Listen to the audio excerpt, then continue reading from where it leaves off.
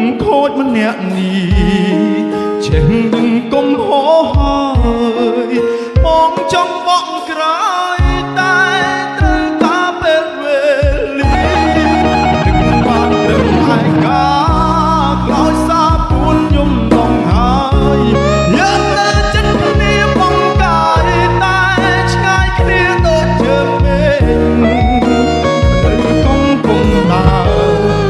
ដើរទៅដោយទឹកភ្នែកបើជួបវិញកុំបែកមានថ្ងៃស្អែកមិនខូចទៀតទេអារម្មណ៍បែកបាក់គ្នា